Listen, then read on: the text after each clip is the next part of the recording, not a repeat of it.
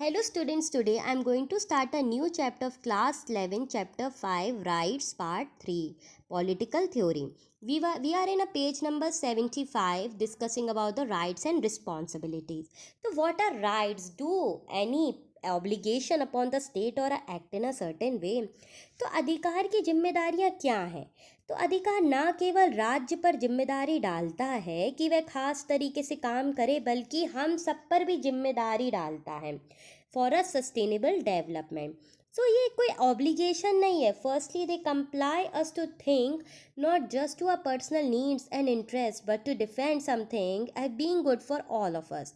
तो protecting the ozone layer, देखो अपने इन्वायरमेंट को बचाना, ये भी राइट्स हैं. Protecting ozone layer, minimizing air या water pollution, maintaining the green cover by planting new trees and preventing cutting down of forest, maintaining the ecological balance are the things essential for us.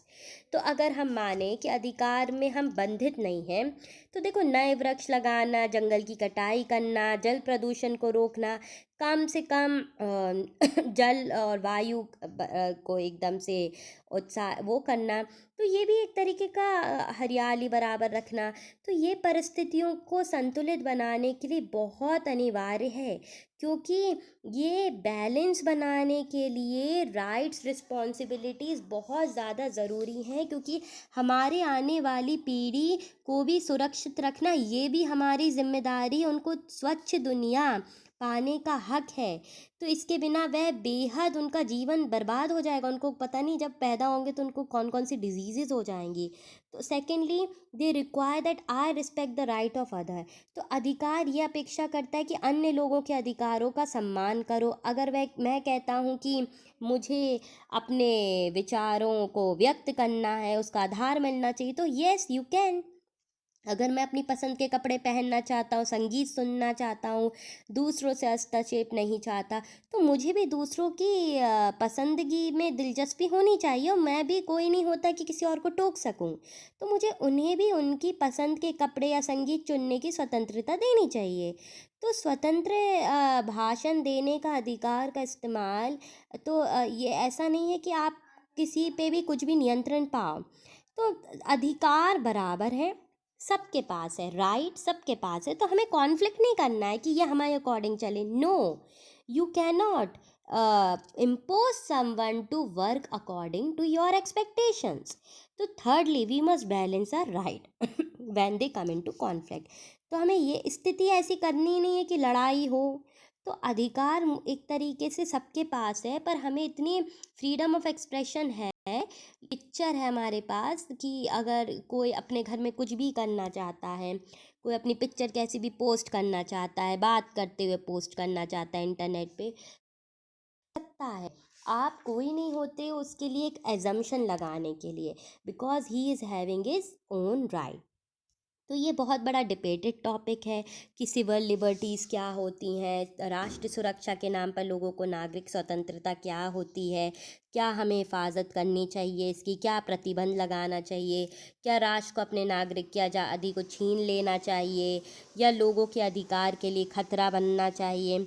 तो क्या उसे महज एक संदेश के आधार पर किसी को गिरफ्तार करने की अनुमति मिलनी चाहिए, क्या हम लोगों की चिट्ठियां देखने या उनकी फ़ोटो टेप को हमें चुरा लेना चाहिए, या हम कबूलें कि ये यातना सहारा लेना चाहिए. तो ये स्थितियां भी हैं. हमें कन्फेशन करना या किसी भी चीज़ को ऐसे आगे बढ़ाना. तो even arrested person should be allowed legal counsel and opportunity to persist their case before a magistrate और अ लॉ. तो गिरफ्तार लोग भी कानूनी सलाह ले सकते हैं, और ये दंडनीय नहीं है, पेश हो सकते कोर्ट मजिस्ट्रेट के पास. तो लोगों के पास नागरिक स्वतंत्रता है और ये अत्यंत आवश्यक है, और इसका दुरुपयोग नहीं होना चाहिए. तो हम ये भी देख सकते हो, देश की सरकारें बनती हैं यानी लोगों में कल्याण है. Government exist namely a well-being of a member of the state, even though rights can never be absolute. Rights कभी एक नहीं हो सकती. We need to be vibrant in protecting a rights those who have a basis for it. तो हमें अपनी rights को बुनियादी तौर पे प्रोटेक्ट करना है और आगे बढ़ाना है। इसके बाद अगर हम देखते हैं पेज नंबर 77 में, तो बहुत अच्छी लाइन लिखी और इसको समझाना मुझे बहुत ज़रूरी है कि on 10 December 1948 general assembly of the United nation adopted universal declaration of human rights. तो इसमें क्या है डिक्लेरेशन में? देखो सबसे पहली line to cause it disseminated, displayed, read and expound principles in schools and other educational institution। इसका मतलब देखो ये है कि अगर हम देखें कि ये सब जगह ज़रूरी है पढ़ना, एक तरीके से नियति बताना प्रियम्बल के बारे में कि प्रियम्बल आखिर है क्या। हमेशा हमने पढ़ा है 8, 9, 10 प्रियम्बल प्रियम्बल आखिर है क्या। तो preamble recognition of the inherent dignity of the equal and inalienable rights for all members of a human family is the foundation of freedom, justice and peace in the world.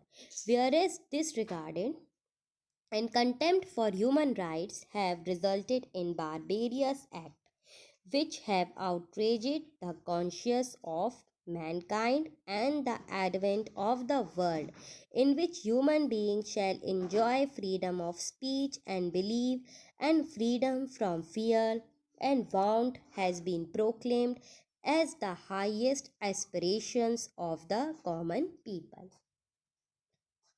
तो हम ये देख सकते कि मानव परिवार में सभी सदस्यों का एक स्वाभाविक गरिमा है, एक इम्पोर्टेंस है for a citizen of a person. तो अगर हम आगे देखें तो हमें ये भी पता चलता है कि अधिकारों की प्रतिष्ठा एक तरीके विश्व में स्वतंत्रता, न्याय और शांति का अधिकार है।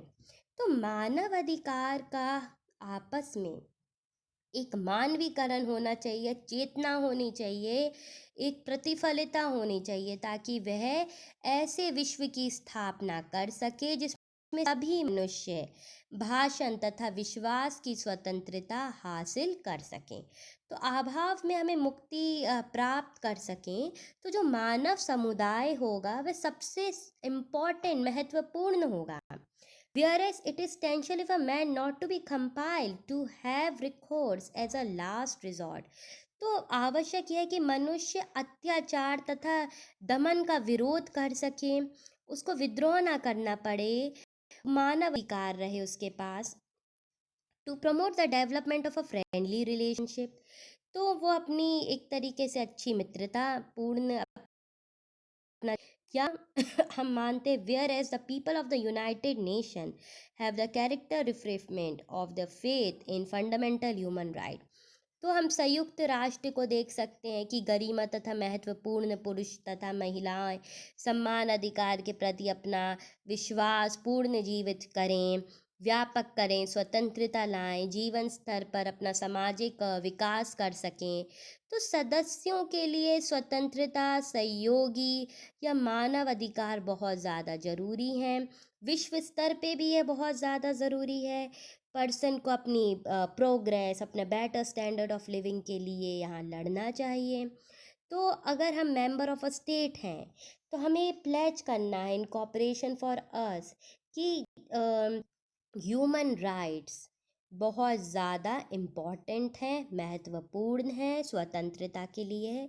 तो को अपने समाज में ये सब पढ़ना चाहिए, समझना चाहिए, ज्ञान लेना चाहिए, शिक्षा में बताना चाहिए कि preamble of the constitution justifies the human rights of a particular person.